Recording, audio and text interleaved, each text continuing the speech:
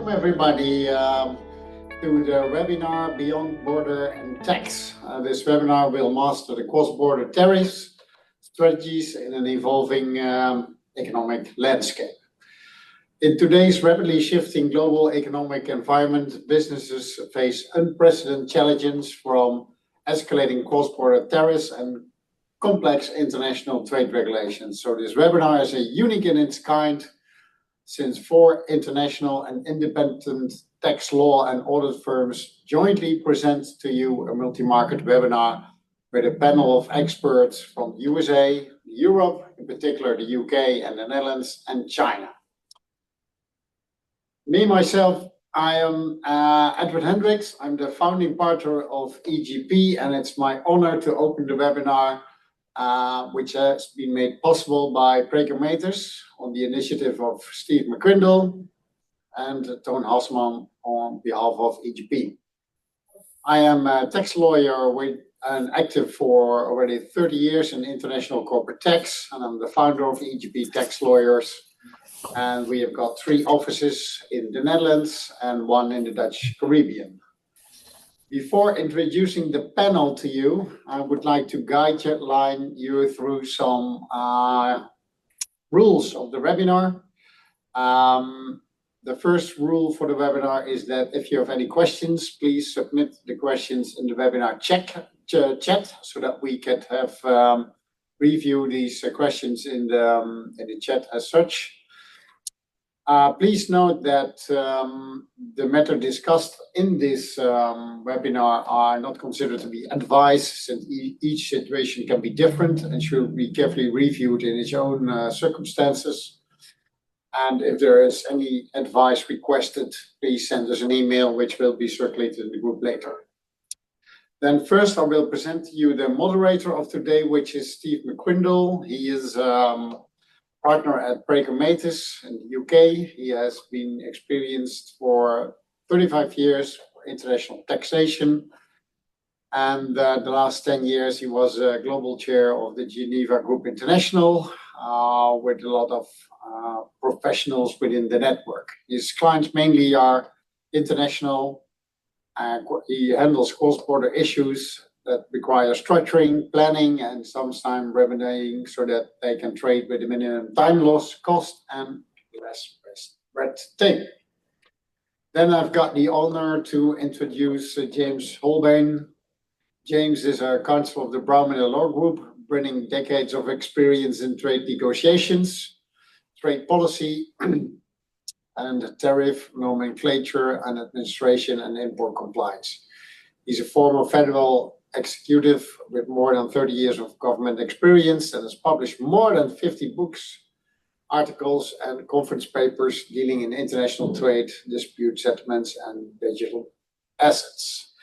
Most recently, we can notify that Jim has been included in the 2023-2024 Chapter 10 disputes under the USMSA, which reviews and dispute settlements procedure in anti-dumping and countervailing duty matters in the US. It's very important.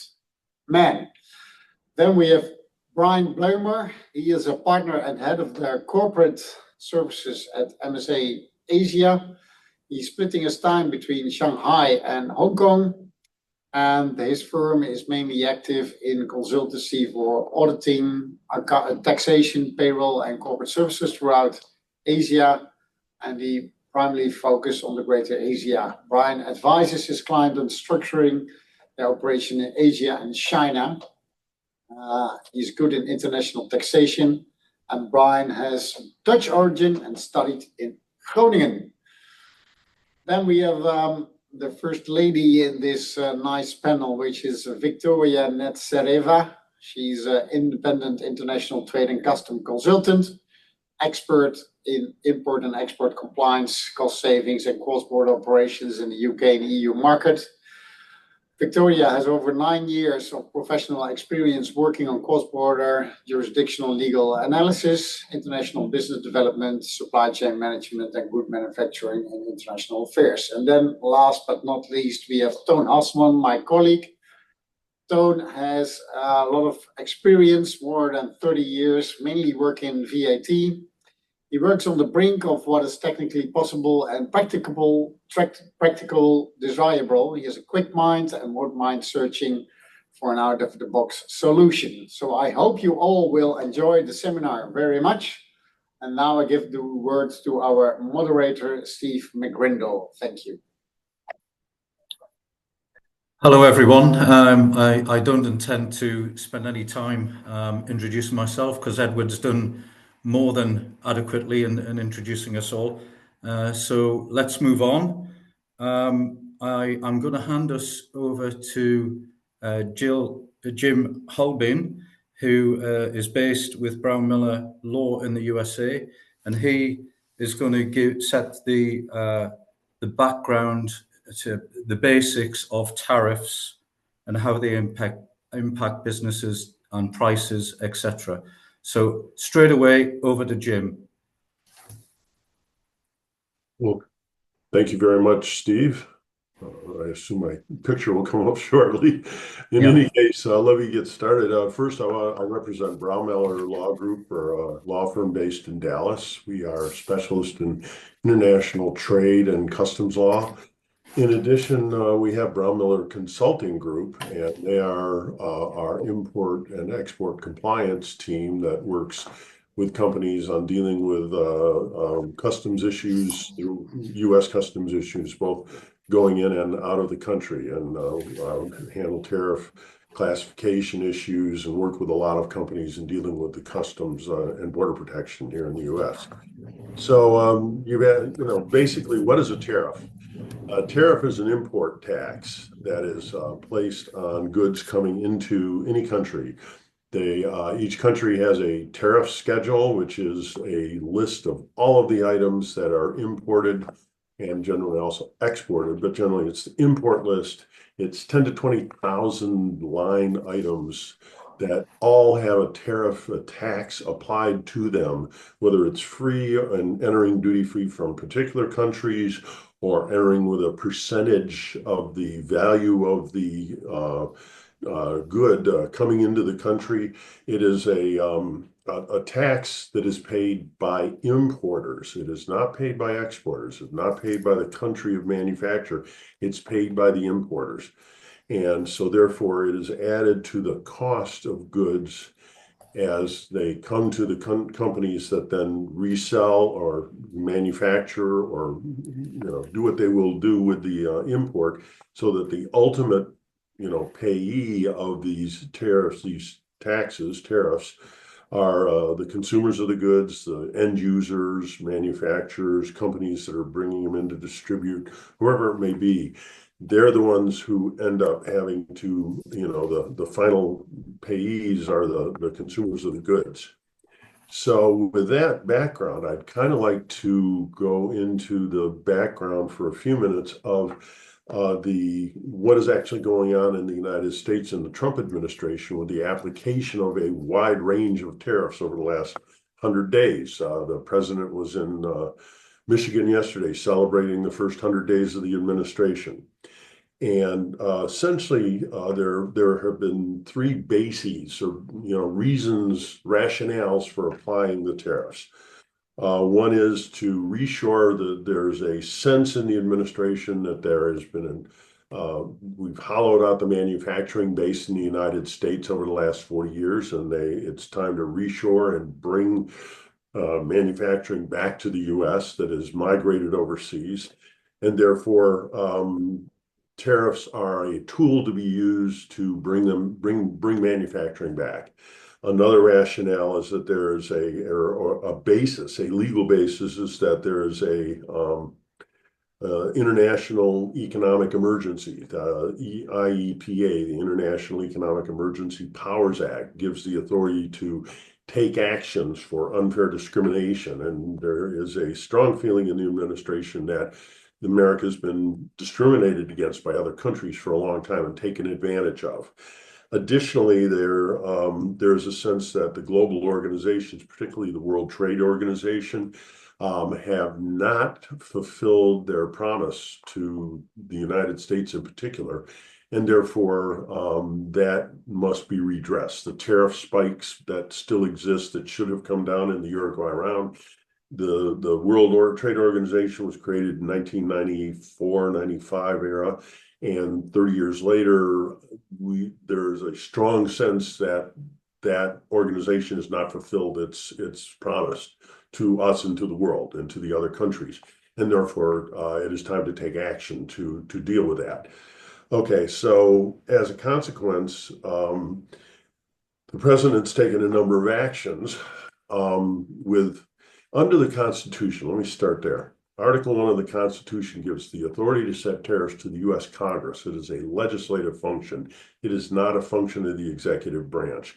The only basis that the executive branch can have to set tariffs is that there must be a legal authority given by Congress to the president to permit him or her, someday we'll see, but in any case, the president to take action on tariffs. And that authority that has been used to take the tariff actions that are currently kind of roiling the world is the International Economic Powers Act, that there is a emergency between, it particularly was used with US and Canada and Mexico, because there was a sense that migration and fentanyl crossing the border from Canada and Mexico into the United States were creating an emergency in the US, and therefore the president started out this whole action with 25% tariffs across the board on Canada and Mexico.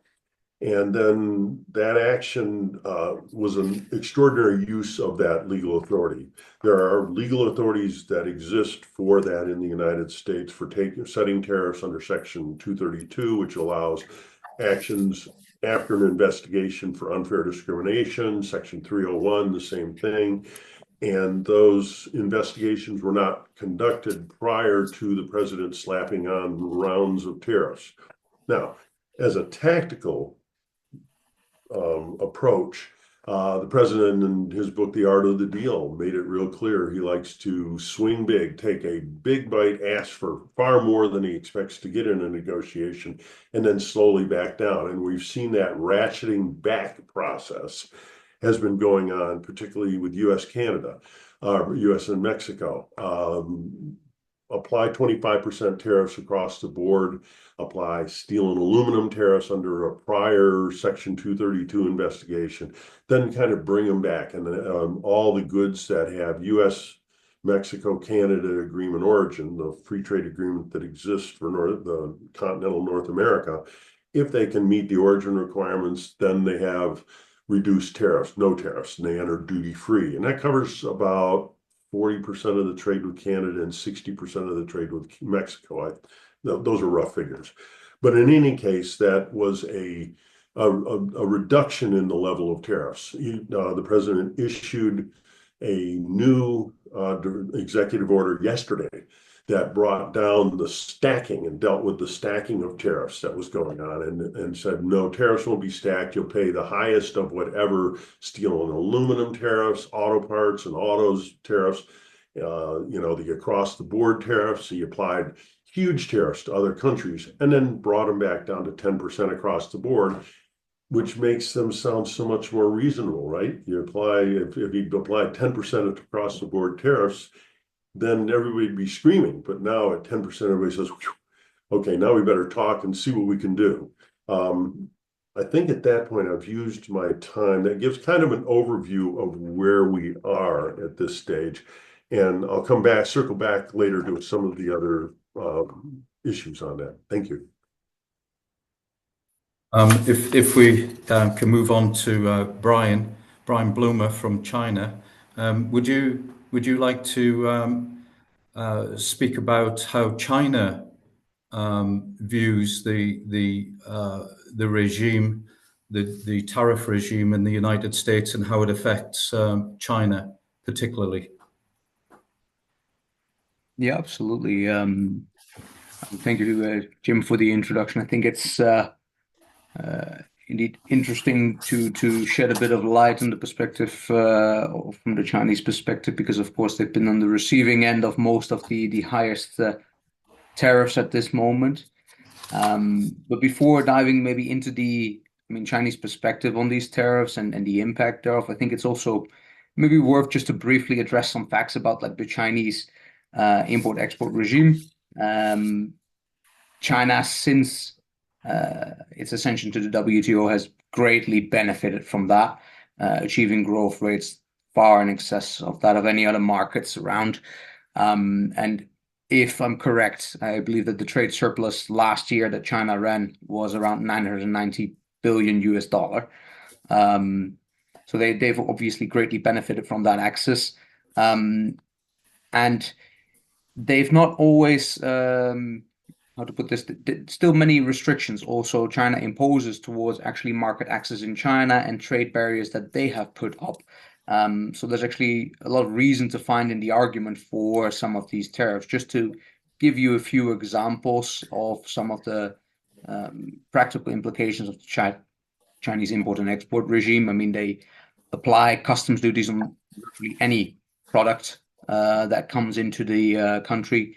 But notably also they use other types of taxes like such as consumption taxes as more or less weapons to force policy through. The most infamous example that we have of consumption taxes being applied was quite a few years ago when there was a 100% tax on imported cars, basically forcing foreign investors to set up their own shop in China, obviously to the benefit of the Chinese market. Those would be examples of some of the direct restrictions to access that China would enforce, but they also have a lot of indirect and implicit restrictions that they've imposed throughout the years. Most notable of that, I would even say that could be the foreign exchange control that China is quite infamous for right now, whereby they check any and all current and capital account transactions that come into or from the country. So there is effectively no free movement of foreign exchange funds for trading in goods. Any transaction that you engage in with China has to be verified by a governmental body, the State Administration of Foreign Exchange. And that basically means that for any type of transaction, you will be required to hand in contracts, invoices, custom declaration forms, bill of lading, other ownership certificates, and the processing time of these type of international transactions, they generally speaking are a week to 2-3 weeks. So there's a lot of implicit also barriers there. Also, for example, China's method of customs valuation, I don't believe is very different from many other countries in the world, but they have a couple of Chinese characteristics, as I always like to call it, among others. They, for example, don't permit alterations to customs value once goods are important, which is horrendous for companies that have TP strategies or TP frameworks in place.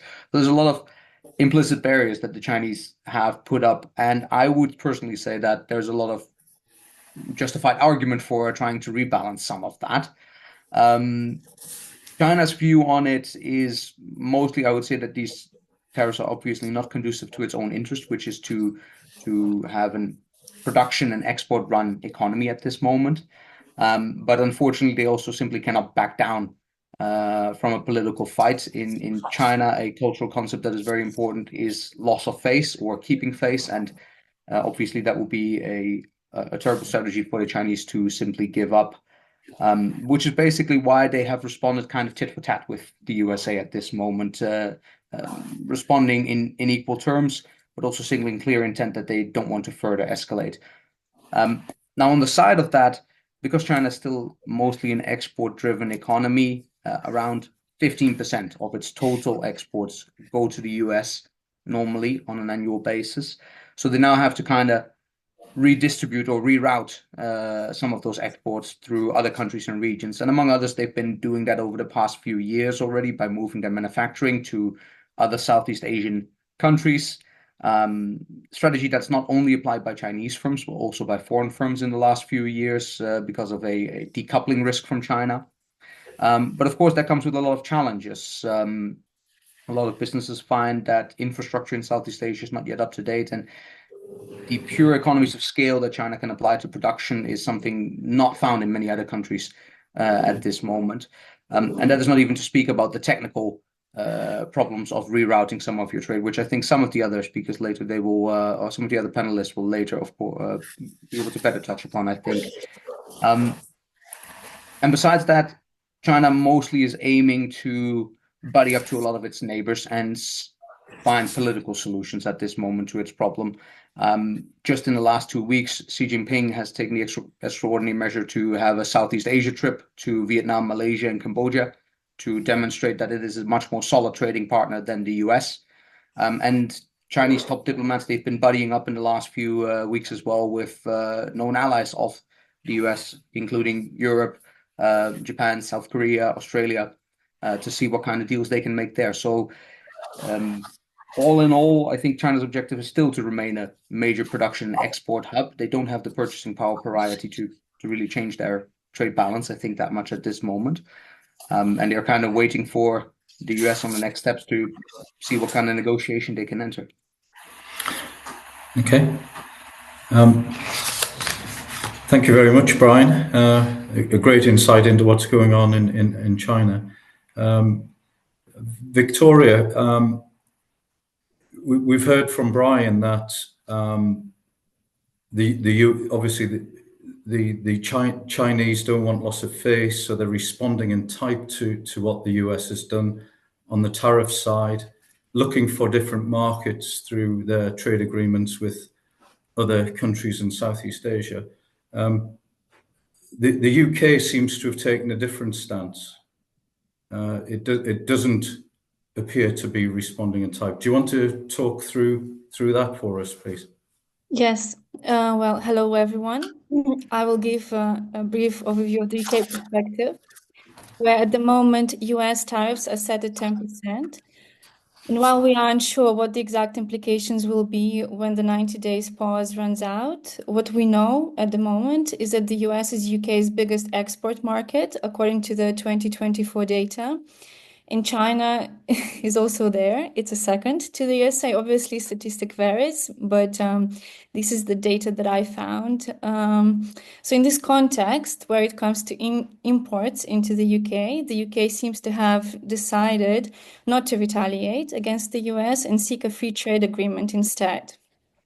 Free trade agreements, however, take time to agree, and I would not expect a signed free trade agreement in the next few years. Although we never know, maybe current UK and US administrations will be moving extremely fast, where they could also agree some kind of an intermediary agreement, for example, before full FTA is in force. We don't know, but it could be a possibility.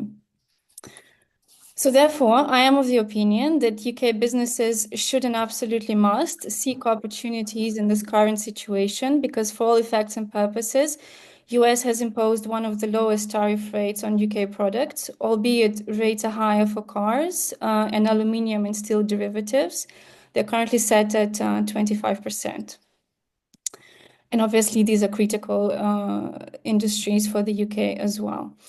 So I believe that UK currently has the potential to act as some sort of a last substantial transformation hub to some goods, where goods brought from China, for example, are modified in order to get them compliant with non-preferential rules of origin, given the 10% tariff rate is better than 245%, of course. If there is a trade agreement between the UK and the US, the added value in the UK will need to be evaluated on the basis of product-specific rules of origin, and it will be possible to have a 0% duty rate on UK products in the future, if all goes according to plan, of course. So origin of the goods, in this sense, is one of the most important aspects businesses should focus on, and the simplest way and the most general way to explain rules of origin, whether there is an FTA in place or not, is whether the manufacturing or processing operations carried out in the UK lead to a change in tariff classification. So that is one. And the second one, as an alternative, is to focus on calculation of the added value. So this would generally be the percentage of materials used or the cost of labor added to the final or the intermediate product. In any case, origin is not the only aspect to look into when dealing with international trade. There are also other customs procedures where costs can be saved.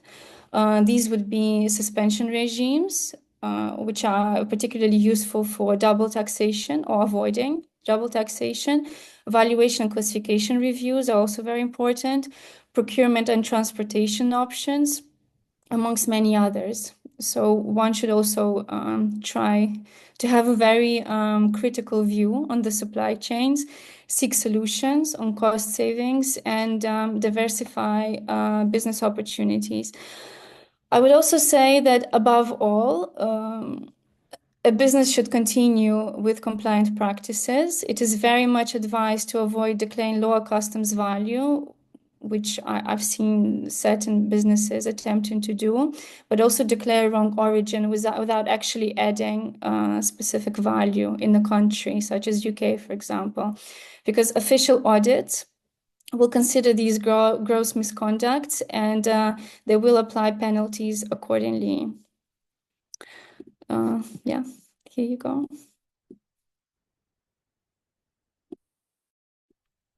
Steve, you're muted.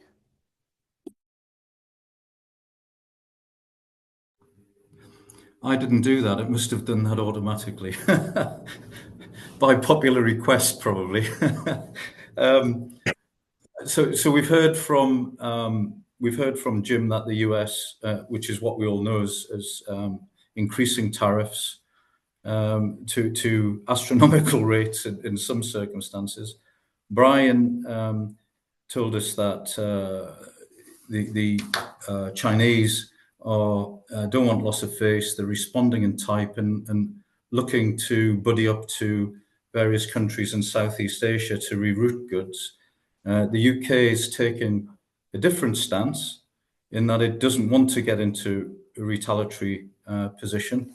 It wishes rather to look for a free trade agreement, which to me seems a sensible approach. Victoria also told us that part of the rerouting of goods, if you use the UK as an example, and there is a change of origin because of what happens with the goods in the UK, you might have a 245% Chinese rate of duty going into the States, but if you can change the origin to the UK, it could be 10%. But there are other fixes around the normal suspension regimes like customs warehousing, inward processing relief, for example. So a lot of different aspects to how you can manage the unfair position that your business might have been put into. I'm now going to introduce you to Tone Hasselman. Tone and I are the chairs of Geneva Group International's indirect tax practice. We've known each other for a long time. He has a completely different approach because of something that the Netherlands introduced or agreed a long time ago that they're now blowing the dust off. And he's actually got a live case. So I'll leave Tone to take you down a different avenue. Over to you, Tone. Okay, thank you, Steve. Well, we've been involved in the movement of businesses since Trump won. And the first case we came across was the movement of the production as an assembly from China to Egypt, because Egypt appeared to have a preferential trade agreement with the US, and we were asked to see if that would work for the EU too.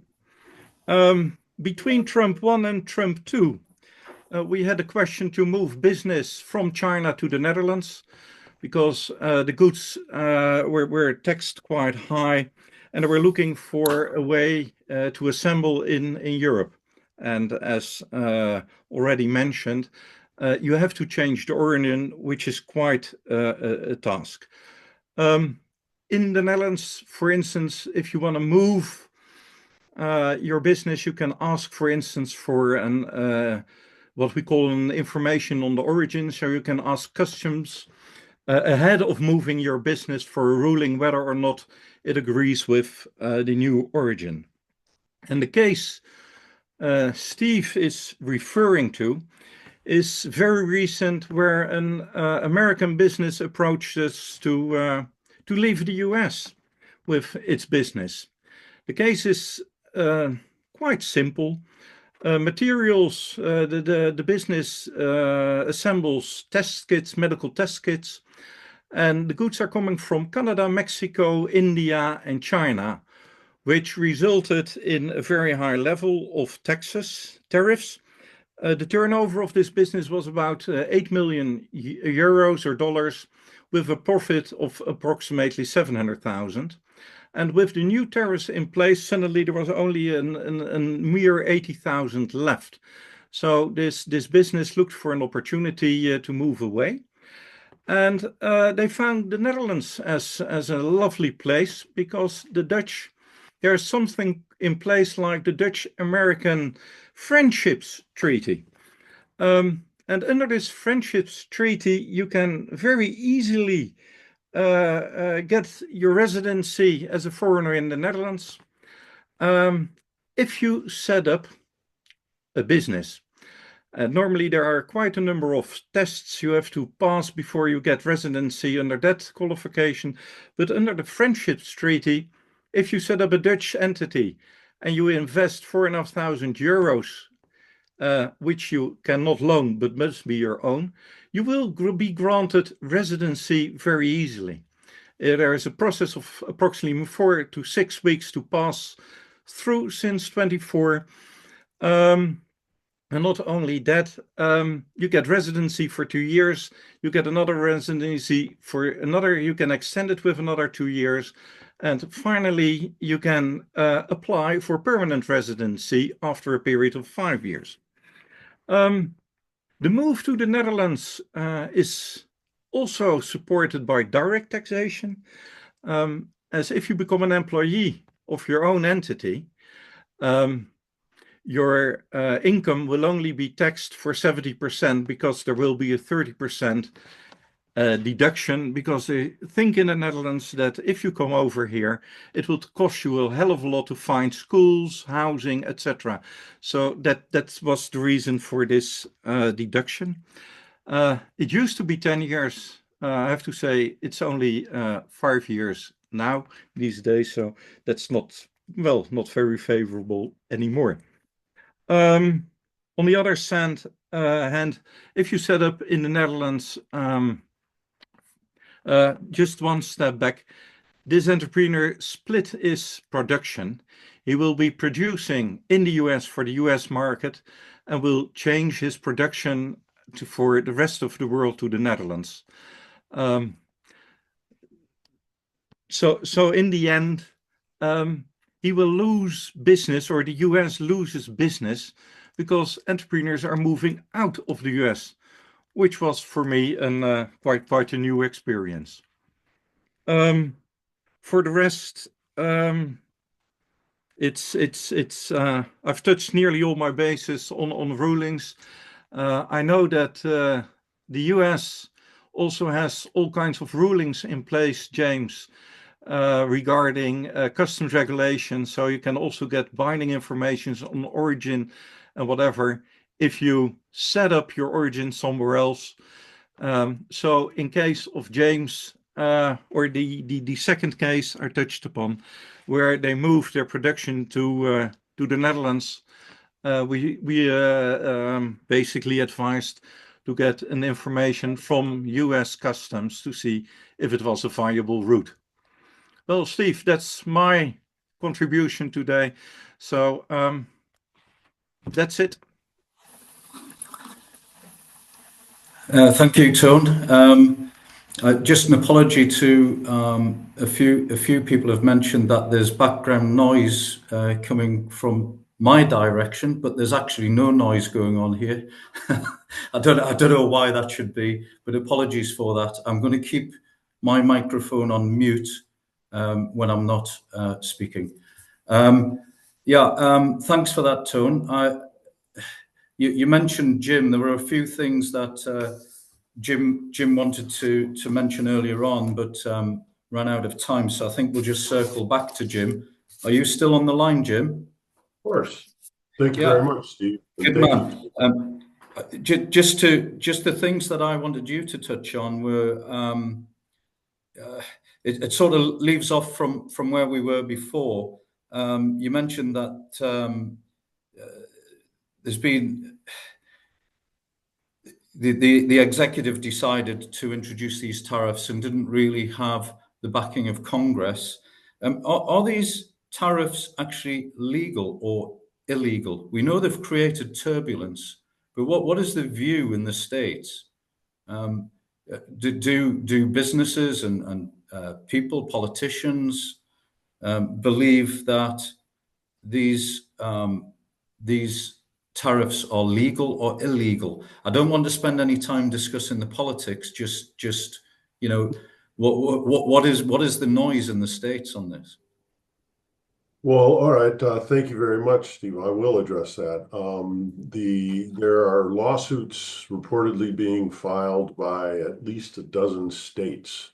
They're currently being prepared, and I believe they're going to be filed within certainly the next month or so, challenging particularly the use of the International Economic Emergency Powers Act.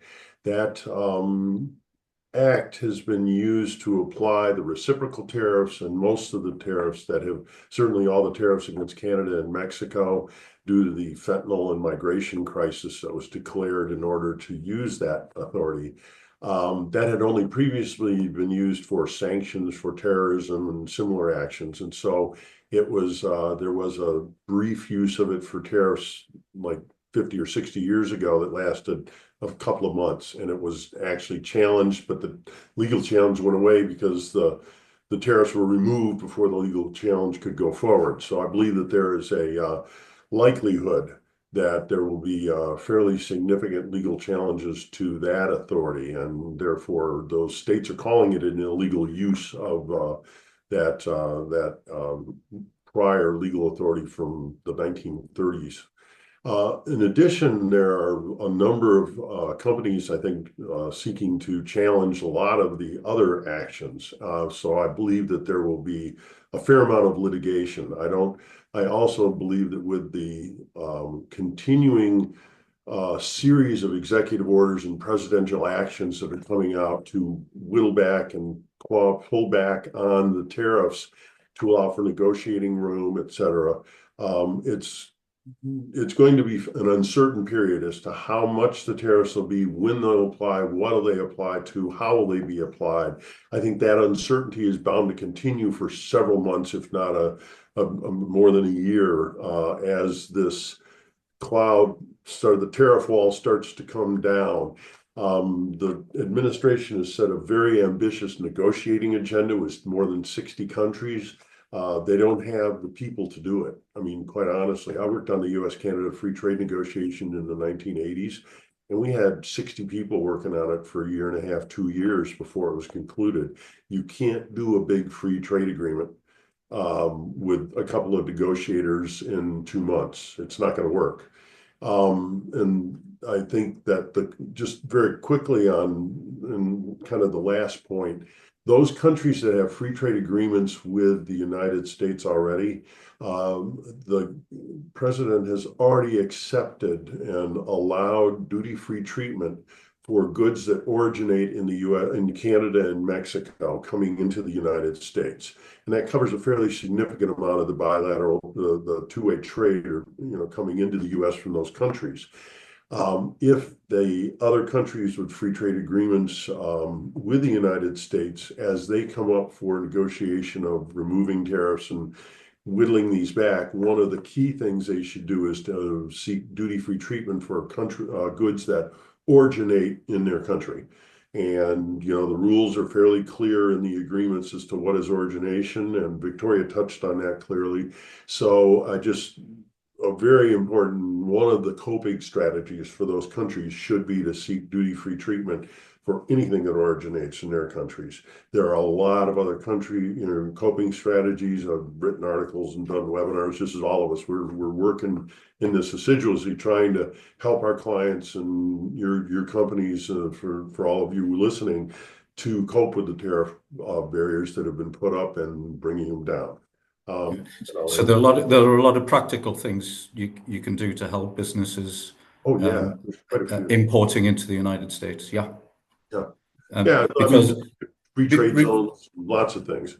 Regardless of whether the courts find that these tariffs have been introduced illegally or not, they're still there. They're still going to be levied, and businesses have to find a solution to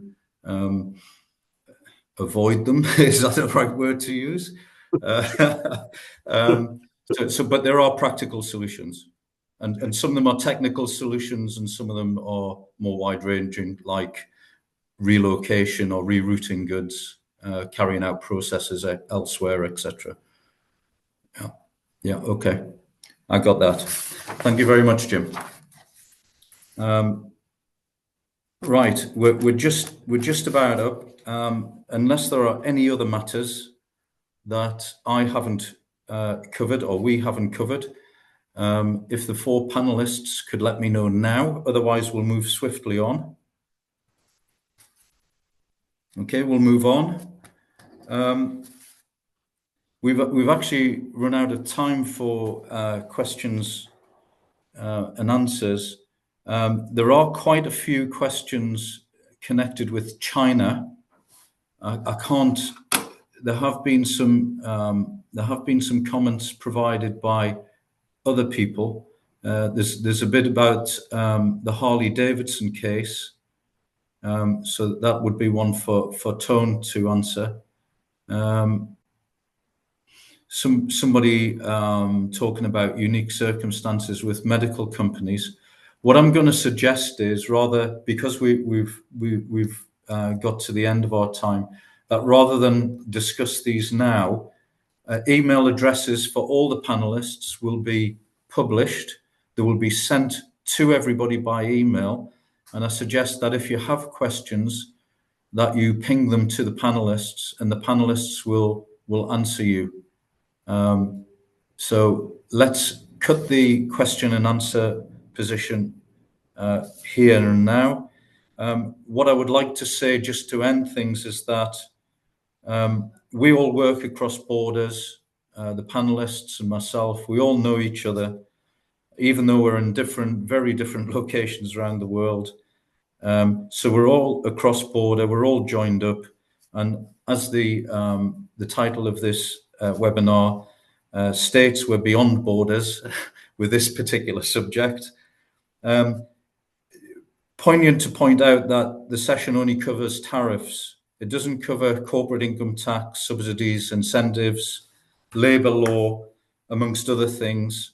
And indeed, although we've mentioned moving the location of a business, some of the numbers that Tone Hasselman mentioned were eye-watering. So moving a business location is complex, it's costly, and it's time and resource consuming. So anybody thinking of doing that should definitely take advice.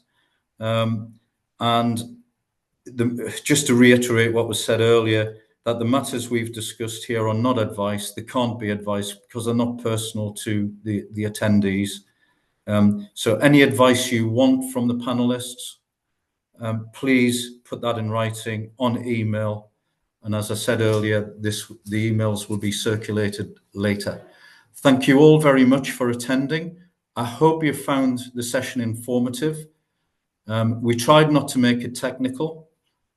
We tried to show you that there are solutions to any issues you might have, whether they be technical, rerouting, or relocating. And I hope you all found it very helpful and interesting. Thank you very much.